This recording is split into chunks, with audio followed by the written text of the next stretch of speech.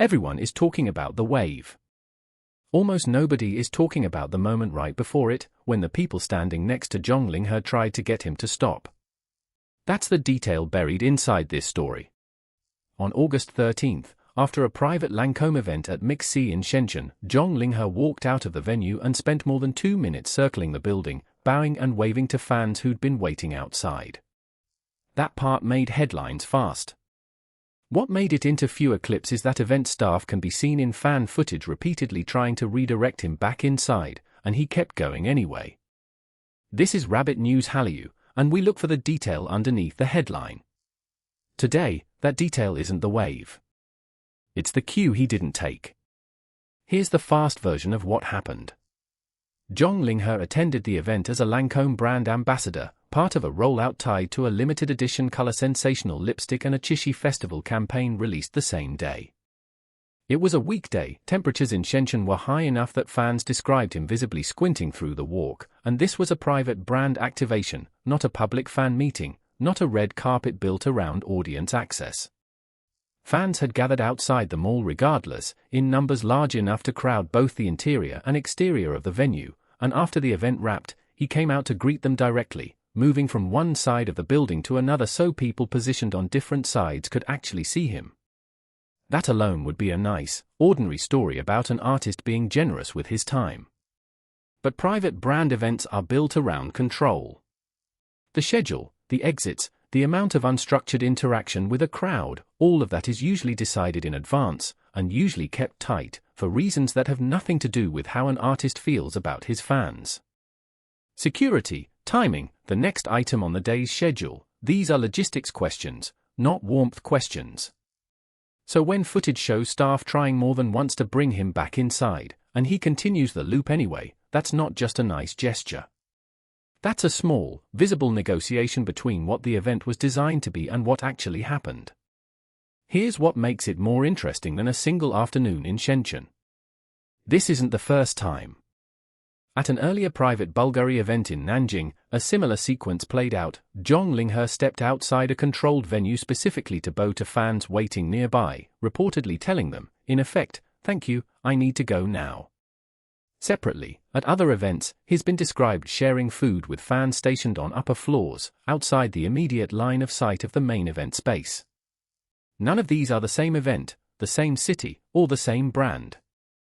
But they share the same shape, a controlled environment, a limited interaction window, and an artist who extends it slightly past what the choreography called for. That pattern is worth being precise about, because it's easy to overstate. One instance is a moment.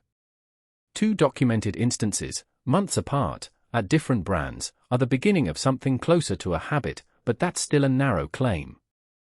It doesn't tell us anything about how brand events work across the entertainment industry, or how other artists handle the same situation, and it shouldn't be read that way.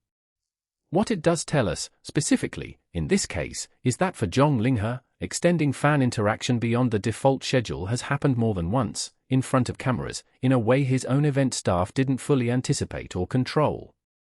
That's a data point about him, not a data point about the industry.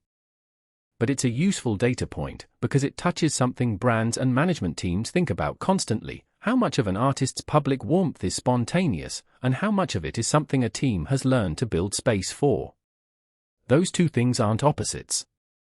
A moment can be genuine and still be something a management team has come to expect, plan around, and even quietly permit, because it has become part of how this particular artist is perceived by the public.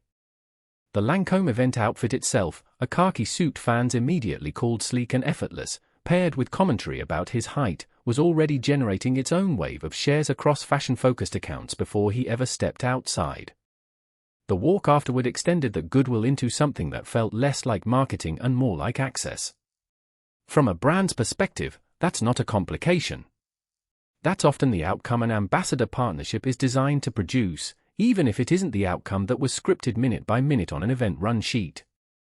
There's also an audience dimension worth separating out from the artist's own choice. Fans on-site described hearing loud, emotional reactions during the walk, and some accounts describe fans in tears. Whether that response was proportionate to the moment isn't really the point for an industry read. What matters is that the response was visible, recorded, and amplified quickly enough to turn a 2-minute walk into a trending topic on the same day. That's a separate mechanism from the artist's choice to extend the interaction, but the two reinforce each other: an artist willing to stretch past the plan, and an audience primed to record and circulate exactly that kind of moment, produce a very fast news cycle almost by default. Commentary framing the afternoon as fan enthusiasm outpacing the heat itself became one of the most shared reactions of the day, which says as much about how quickly this kind of content travels as it does about the moment itself. There's also a media framing layer worth naming, because it changes how this footage will circulate over the next few days. Most outlets covering the Shenzhen event are likely to lead with the wave itself. The visual is clean, it's flattering, and it needs no context to land. Almost none of them are likely to lead with the staff redirection, because it's a subtler beat that requires the viewer to already understand how private brand events are usually run. That's not a criticism of other coverage, it's just how fast turnaround entertainment reporting tends to work. The most shareable image wins the headline, even when a quieter detail sitting right next to it is doing more of the actual explanatory work. That gap between what trends and what actually explains the trend is worth noticing on its own, independent of this particular artist or event. It's also worth being clear about what this story is not. It isn't evidence of a conflict between Zhanglinghe and his team, and the source material doesn't support reading it that way. A staff member gesturing for someone to wrap up a greeting is a completely ordinary part of running any scheduled appearance, not a sign of tension. Nor is it evidence of some deliberate marketing stunt engineered in advance. Nothing in the available footage or reporting suggests the walk was planned as content rather than experienced as a genuine extension of the meet and greet window. The honest, narrower reading is simpler than either of those explanations. An artist had a chance to interact a little longer. Staff followed standard procedure by trying to keep the schedule moving, and in this instance, the interaction won out. That's a small, human-scale negotiation, not a hidden campaign. Which brings the story back to the staff members trying to wave him inside. Look at that moment again, now that there's context around it.